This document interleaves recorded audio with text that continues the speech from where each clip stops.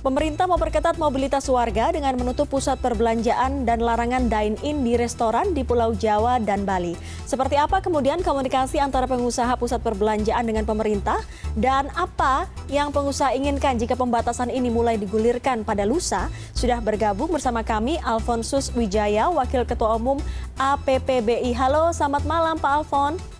Selamat malam Mbak Dia, salam sehat selalu. Salam sehat Bapak, sehat Bapak? Terima kasih, sehat-sehat. Puji Tuhan. Ya, Pak Alfon, boleh diceritakan kepada kami seperti apa bentuk komunikasi pemerintah dengan komite Anda soal kebijakan yang nanti akan bergulir tanggal 3 Juli?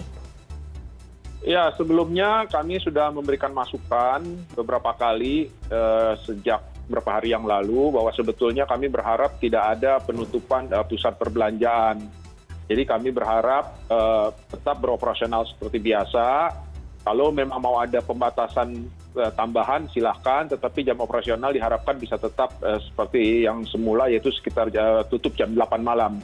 Tapi kelihatannya pemerintah memutuskan yang berbeda, dan menurut saya ini merupakan satu pukulan bagi pusat perbelanjaan, di mana sekarang ini kondisinya sebetulnya masih belum pulih, masih dalam keadaan terpuruk, memasuki tahun 2021 ini. Kembali dihadapi oleh masalah, ditambah dengan penutupan ini menjadi masalah besar lagi bagi pusat perbelanjaan.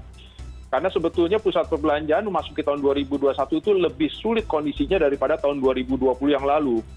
Pada saat tahun 2020 yang lalu, meskipun kondisi begitu berat, tetapi pelaku usaha ataupun pusat perbelanjaan masih memiliki dana cadangan.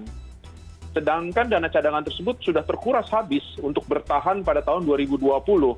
Sehingga memasuki tahun 2021 sebetulnya kondisi pusat perbelanjaan sudah tidak memiliki dana cadangan lagi. Dan kemudian juga selama tahun 2021 ini meskipun pertumbuhan ekonomi bisa bergerak lumayan baik, tetapi masih dalam batas, ada keterbatasan karena hanya boleh beroperasional dengan kapasitas 50%.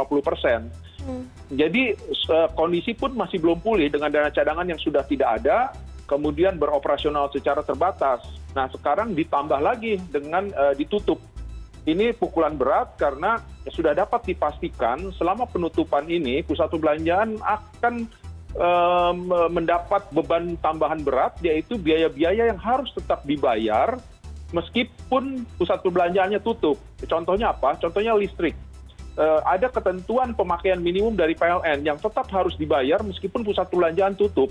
Kemudian pajak bumi dan bangunan, nilainya akan tetap harus dibayar. Pajak reklame, meskipun malnya tutup, pusat perbelanjaannya tutup, tetap pajak reklame harus dibayar. Belum lagi gaji gawe, gaji karyawan, yang tetap harus juga dibayar. Jadi menurut saya ini adalah cukup berat bagi pusat perbelanjaan, dan kami juga khawatir keadaannya berlarut-larut.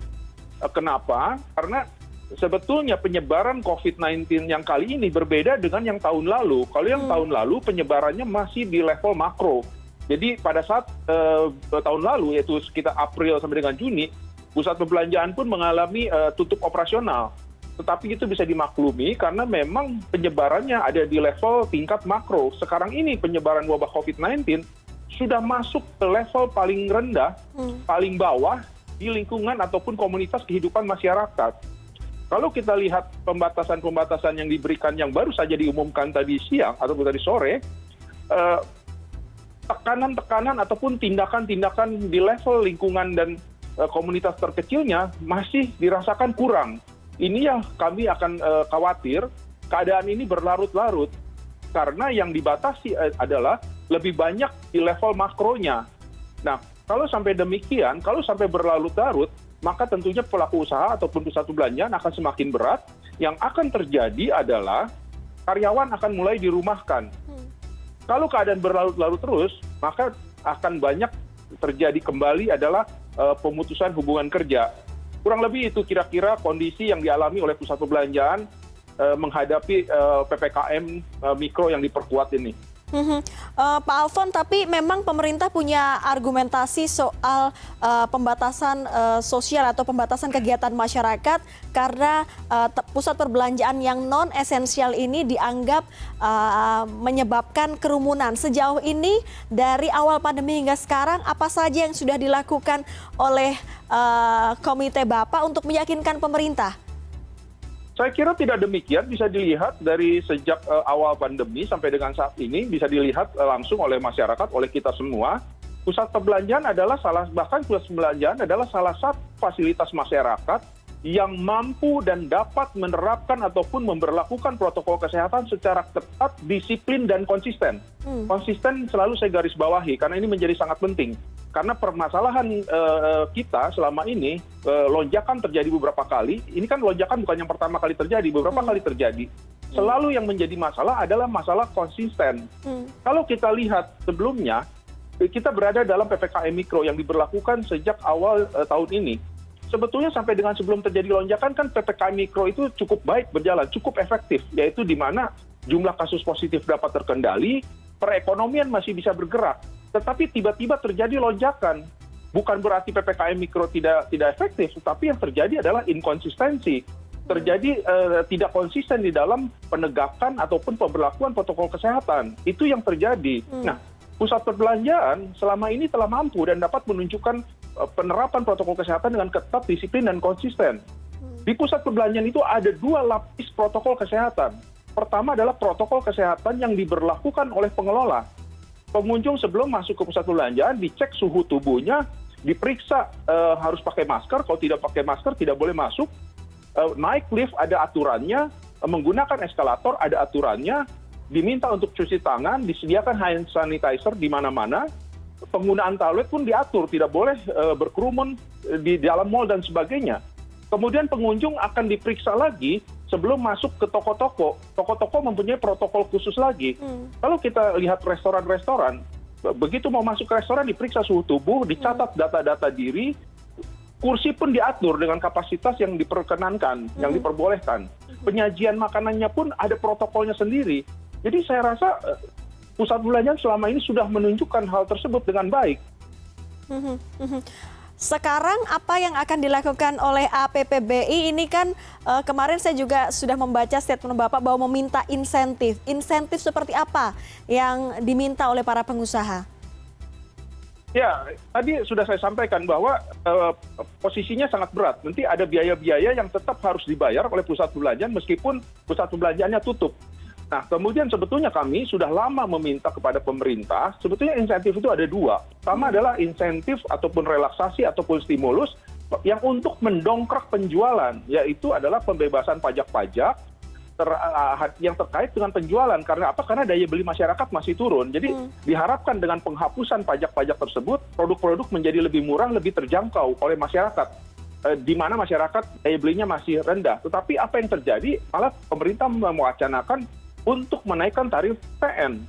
Kemudian insentif berikutnya adalah insentif ataupun subsidi yang diperlukan oleh pusat perbelanjaan untuk supaya pusat perbelanjaan mampu bertahan di tengah kesulitan-kesulitan yang selama ini sudah terjadi hampir 1,5 tahun. Yaitu adalah pembebasan pajak-pajak sewa yang terkait dengan sewa dan juga dengan service charge dan sebagainya. Itu adalah 2 hal yang diharapkan. Kemudian juga pengusaha, pelaku usaha ataupun pusat perbelanjaan mengharapkan bantuan subsidi dari pemerintah terhadap gaji pekerja. Jadi diharapkan pemerintah bisa membantu sekitar 50% terhadap gaji pekerja. Jadi kalau misalkan gaji pekerja itu adalah 3 juta per orang per bulan, maka pemerintah membantu 50% yang disalurkan langsung kepada pekerja melalui BPJS Ketenagakerjaan. Sehingga pengusaha, pelaku usaha ataupun pusat perbelanjaan hanya tinggal membayar sisa 50% lagi yang sebesar 1,5 juta.